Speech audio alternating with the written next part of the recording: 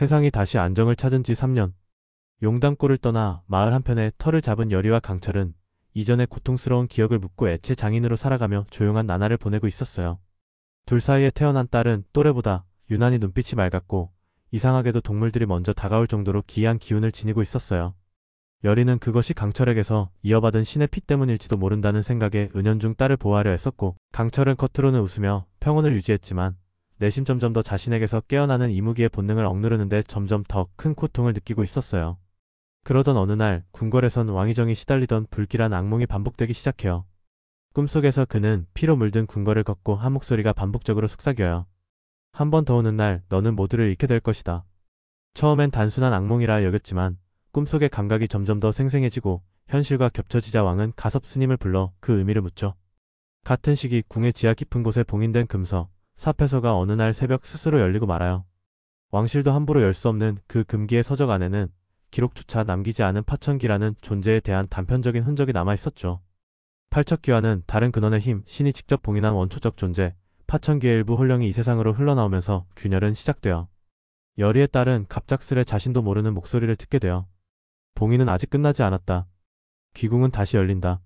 이 목소리는 분명히 어디선가 들은 적 없는 낯선 혼령의 것이었고, 소녀는 그 말을 듣고 한동안 혼잣말을 중얼거리다 밤마다 악몽을 꾸기 시작했어요.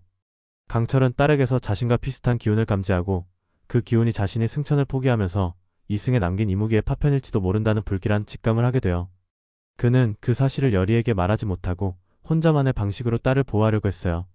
그러나 신의 기운은 숨길 수 없고 그 아이는 점차 자신이 감당할 수 없는 차원의 꿈과 기운에 휘말리기 시작했어요.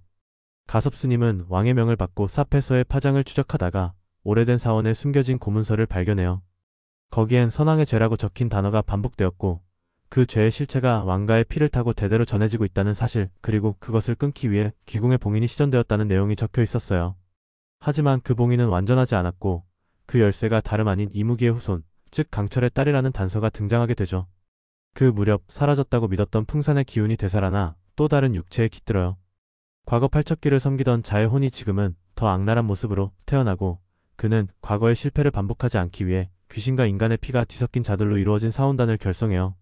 그들의 목적은 단 하나, 신과 인간 사이의 경계를 무너뜨리고 이승의 신을 끌어내리는 것. 파천기의 부활이 그들의 첫 번째 목표였어요.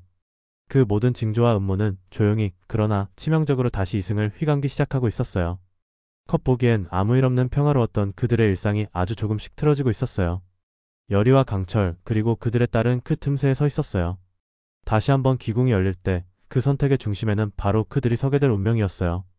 파천기의 기운이 서서히 도성 안팎에 퍼져나가자 처음에는 단순한 우연이라 치부되던 사건들이 연쇄적으로 발생하게 되어 우물에서 끓어오르는 피 저작거리에서 동시에 들리는 정체불명의 아이 울음소리, 길을 가던 백성들이 이유 없이 혼절하거나 발작을 일으키는 등의 현상이 이어졌어요.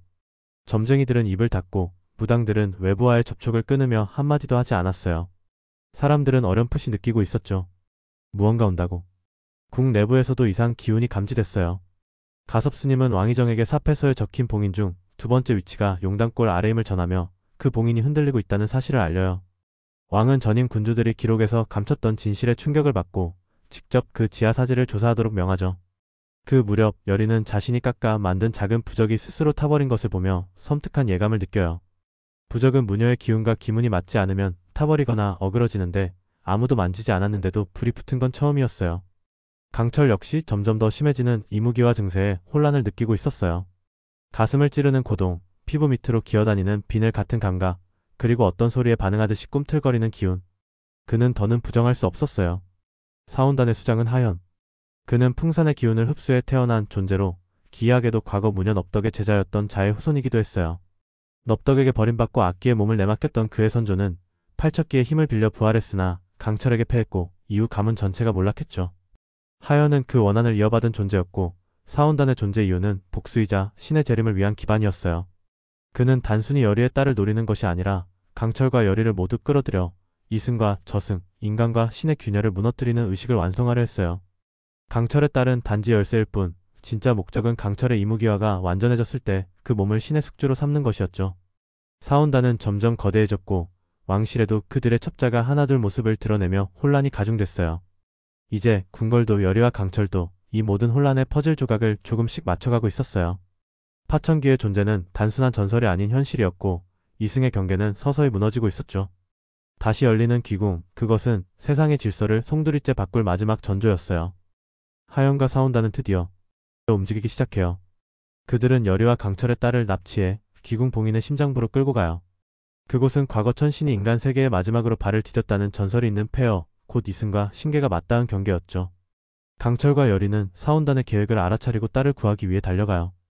폐허가 된 천신의 재단 아래 세상이 처음 열렸다는 심연의 틈. 그곳에서 하연은 강철과 여리의 딸을 재단 위에 눕히고 의식을 준비했어요.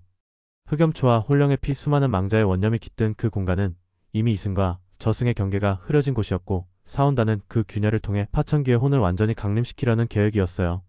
강철과 여리는 마침내 그들을 추격해 도착하지만 이미 절반은 늦은 상황. 강철의 눈앞에서 딸이 허공에 뜨고 검은 홀령의 기운이 딸의 심장에 흘러들어가요. 그 순간 강철의 눈이 붉게 빛난다. 그는 더 이상 인간의 마음만으로는 가족을 지킬 수 없다는 걸 직감하죠. 내가 그때 너희를 구하지 못했어도 이번엔 반드시 지킨다. 그는 완전한 이무기의 모습을 드러낸다. 비늘이 몸을 덮고 야광주가 심장에서 터져나와 하늘을 찢었어요. 여리는 그 광경을 보며 떨리는 손으로 마지막 부적을 꺼내 무녀의 힘을 깨웠죠. 넙덕이 남긴 금단의 주술 혼기봉천진. 그것은 사용자의 생명을 대가로 홀령을 완전히 소멸시키는 금기의 진법이었어요. 두 사람의 힘이 충돌하자 파천기의 사념은 분열되기 시작했어요. 그러나 하연은 이미 자신을 파천기의 숙주로 바꿔버린 상태. 그는 웃으며 말했어요. 너희가 막을 수 있을 것 같아? 나는 신이야. 이제 인간의 질서는 끝이다. 하지만 이때 강철의 딸이 무의식 속에서 깨어나 눈물을 흘렸어요. 순수한 기운이 공중에서 빛으로 번지며 파천기의 사념과 충돌했어요. 그 눈물은 세상의 원한과 고통을 정화시키는 힘. 사온단의 결계가 무너지고 하연은 광기에 휩싸인 채 신으로 완전 변이하지 못한 채 붕괴되기 시작했어요. 이게 무슨 따뜻한 기운.